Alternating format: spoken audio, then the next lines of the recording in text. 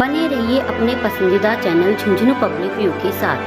Channel को ज़्यादा से ज़्यादा लाइक करें व सब्सक्राइब करें। धन्यवाद। आपके अपने पसंदीदा चैनल झुंझुनू पब्लिक व्यू में आपका स्वागत है। अब रुख करते हैं आज की खबर की ओर। का विवाह संपन्न हो रहा और बड़ी धूमधाम से विवाह संपन्न हो रहा है। कंस ने बहुत दहेज दिया, लेकिन जैसे ही देवकी को विदा करने चले तब आकाशवाणी हुई। क्या आकाशवाणी?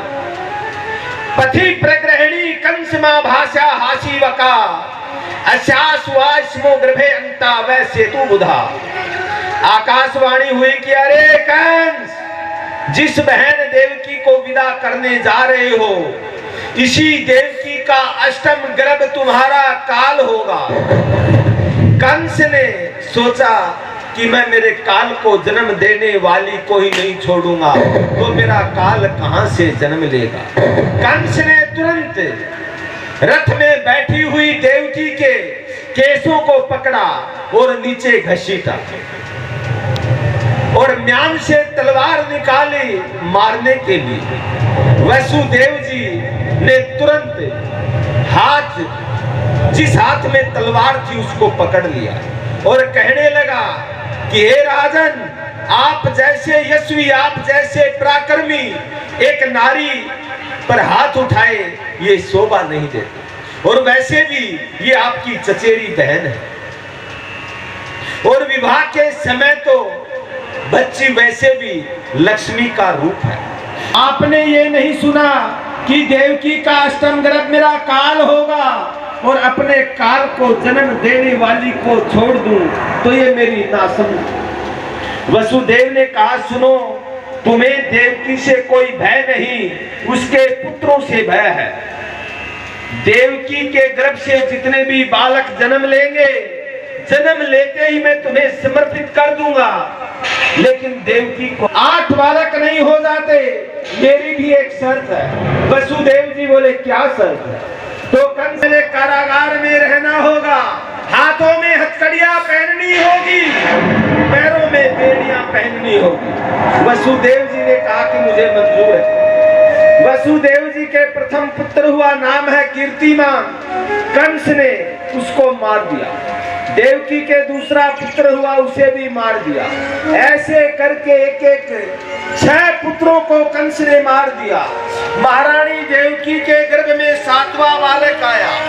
तब प्रभु ने सोचा कि ये तो मेरे लक्ष्मण जी हैं, ये तो शेषनाग हैं, परंतु महाराज कंस तो जन्म लेते ही मार देते हैं, इसलिए कैसे भी करके इनको बचाना चाहिए। भगवान ने योग माया को बुलाया और कहा कि हे देवी, एक काम करो, सकर्षण का आकर्षण करके देवकी के गर्भ से रोहिणी के गर्भ में पहुंचा दो और तुम यशोदा की पुत्री बन करके पहुंचे। मैं देवकी का अष्टम पुत्र बनकर आ रहा हूं। कंस तुम्हें साधारण कन्या समझकर मारने का प्रयास करेगा तो तुम अष्टभुजी बनकर प्रकट हो जाना, फिर देखो तुम्हारी कितनी पूजा होती है। दुर्गा मैया, शारदा मैया, अंबिका मैया, कात्यायनी मैया, अनेक माताएं बनकर घर घर में पूजी जाओगी और वर्ष में 2 बार नव दुर्गाओं में तुम्हारी जय जयकार होगी। भगवान का यह वचन पाकर योग माया प्रसन्न हुई और योग माया ने वही किया जो प्रभु ने आदेश दिया।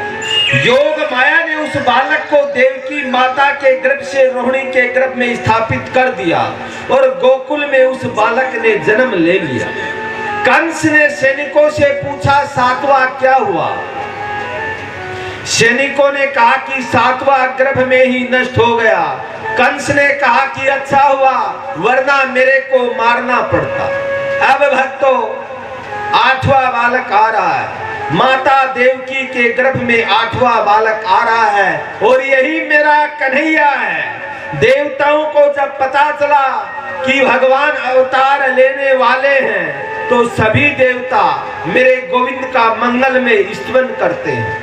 भगवान जब गर्भ में आते हैं तो उस गर्भ की भी स्तुति होती है और इसलिए इसका नाम है गर्भ स्तुति।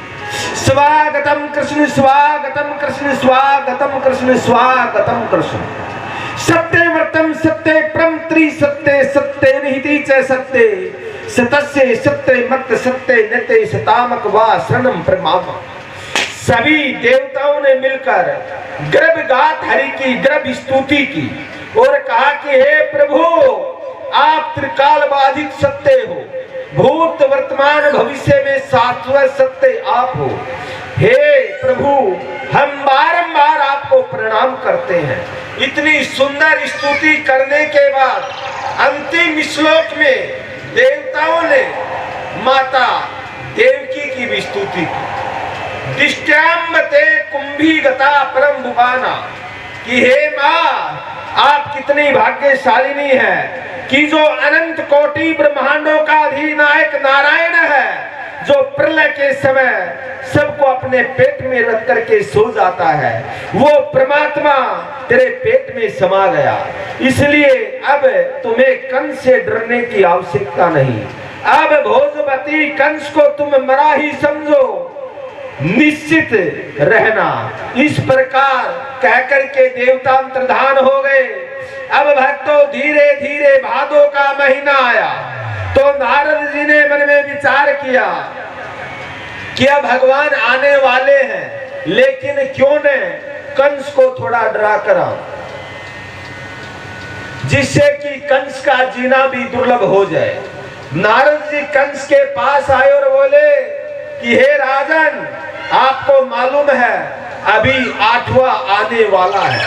कंस ने कहा कि जी महाराज, आकाशवाणी ने कहा था कि 8वां मेरा काल होगा। कंस ने नारद जी से पूछा कि आप तो त्रिकालदर्शी संत हो, वर्तमान भूत भविष्य सब जानते हो, वो कैसे पहचानूंगा? क्या पता वो जन्म लेते ही भाग छूटे, तो आप मेरे को बताओ वो कैसा होगा, मैं उसको पहचानूंगा कैसे?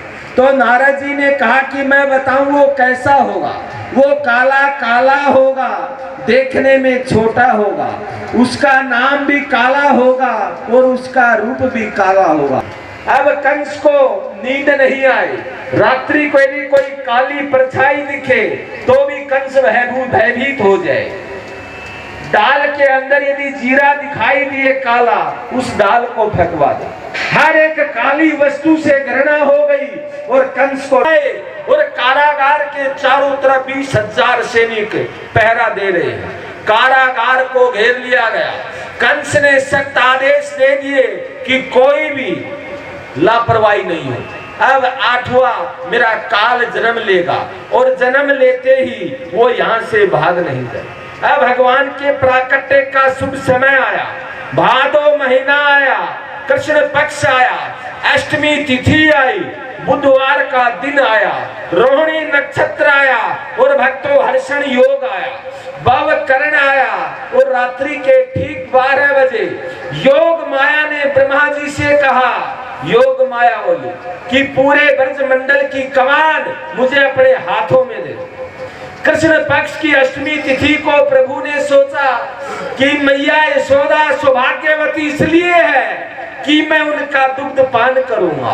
देव की माता पुण्यात्मा इसलिए है कि मैं उनके गर्भ से जन्म लूंगा। लेकिन माँ रोहिणी को क्या मिला? उसने कितना त्याग किया। इसलिए जब हम जन्म लेंगे उस समय का नक्षत्र होगा रोहिणी। भक्तों, अष्टम तिथि को रात्रि के ठीक 12 बजे माता देवकी का कारागृह आज मंदिर बन गया। कारागृह में आज प्रकाश हो रहा है। पूरे ब्रज मंडल में सन्नाटा छाया था। सभी लोग गहरी निंद्रा में सो रहे हैं और मेरे प्रभु का प्राकट्य हो गया। बोलिए बाल कृष्ण भगवान की जय हो। सुंदर मन को मोहने वाली झांकी भी आएगी। उससे पूर्व हमारे धारण किए हुए हैं। तंद्रभूतम बालक मभुवेश चतुर्भुज शंख गदाधर आयुधम श्रीवत्स लक्षम गाल शोभी कौस्तु पीतांबर सौंदर्य सोयवरम। वसुदेव देवकी ने मेरे गोविंद की झांकी को देखा कि जो शंख चक्कर गदा और पद्म धारण किए हुए हैं, पीतांबरी जिन्होंने पहनी है, झांकी के दर्शन किए। वसुदेव देवकी बहाल विहिल हो रहे हैं। उनके नेत्रों से आंसू झर रहे हैं कि बिंब फल जैसे ओष्ठ है, टमाटर जैसे गाल है, शंख जैसी गिरवा है, करधनी हाथों में पहनी है, कमल जैसी आंखें हैं, नीलमणि जैसा प्रकाशमान हो रहा है। देवकी वसुदेव दोनों ने मेरे गोविंद को प्रणाम किया, ऐसी सुंदर स्तुति की कि दोनों के नेत्रों से आंसू झर रहे हैं और ब्रजमंडल में सन्नाटा छाया हुआ है। माता देवकी कहती है कि रूपम यत तत् प्राहता माधम ब्रह्मा ज्योति निर्गुण निर्विकार सता मात्रम निर्विशेष निर्सत्य साक्षात विष्णुधात विद्यम। देव की माता कहती है कि मेरा कितना बड़ा सौभाग्य है कि मैं अपने सौभाग्य को किन शब्दों में वर्णन करूं कि मेरे घर स्वयं भगवान अवतरित होकर आए। ये निर्गुण निर्विकार निर्विशेष ये ब्रह्म आज मेरे घर आया है, मेरा सौभाग्य।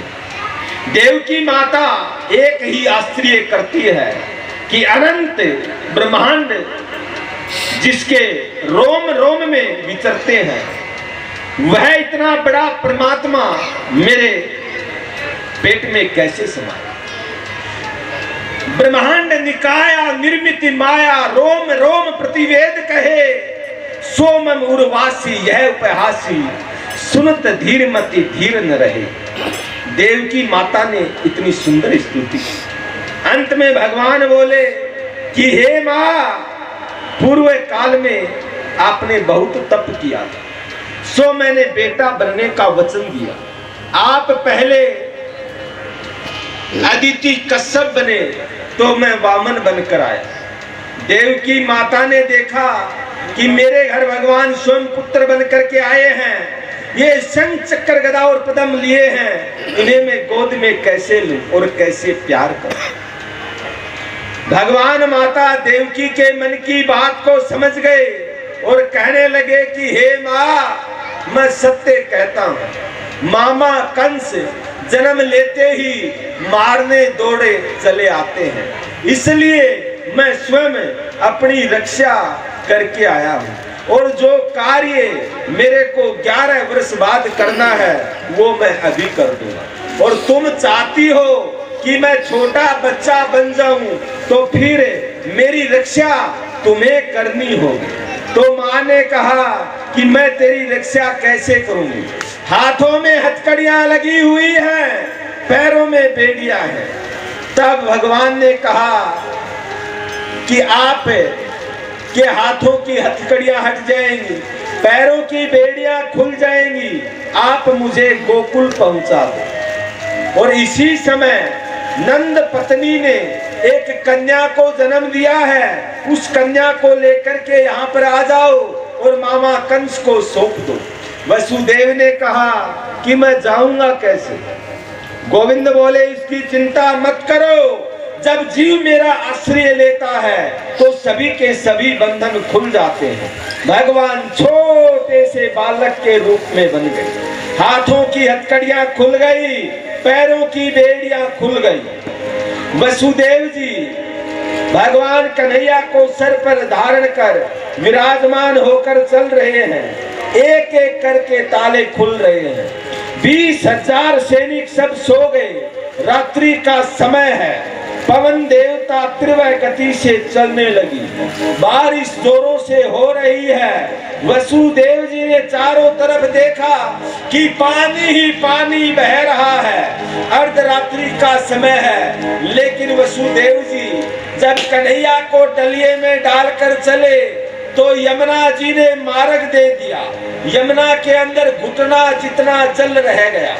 वसुदेव जी कन्हैया को लेकर आए, नंद रानी के महल में प्रवेश किया तो नंद रानी घोर निंद्रा में सोई हुई है। वसुदेव जी कन्हैया को वहां पर सुलाया और उस कन्या को लेकर के चले गए, पता भी नहीं चला। धर्म का लोक होकर पाता है,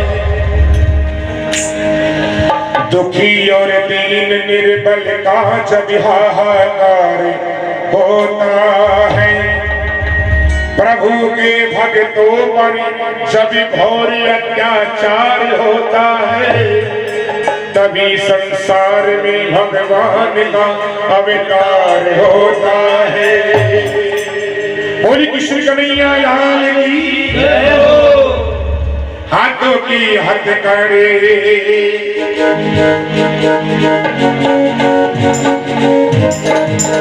हाथों की हथकड़ी पाँव की बेड़िया, हाथों की हथकड़ी पाँव की बेड़िया।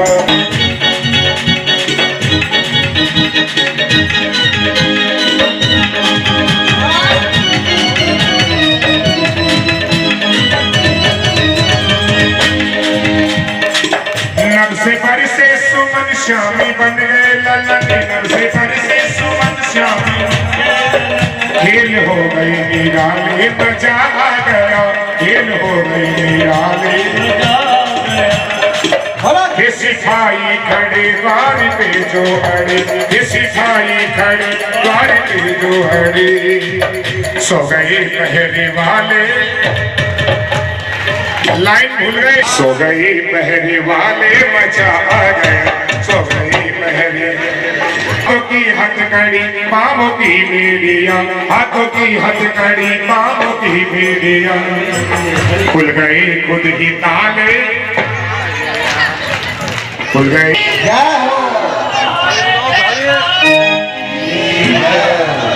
धावे बधाई बाजे मंगल साजे, यशोदा जायो ना अगलो के, यशोदा जायो ना अगलो जी है। धावे बधाई बाजे मंगल साजे, यशोदा जायो ना अगलो जी भगवा।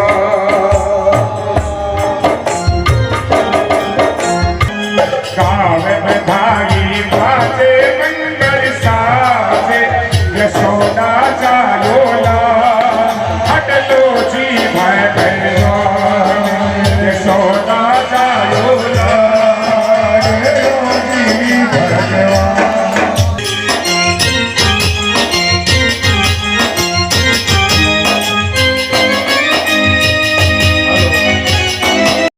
मुझे दे इजाज़त, बने रहिए अपने पसंदीदा चैनल झुंझुनू पब्लिक व्यू के साथ। धन्यवाद।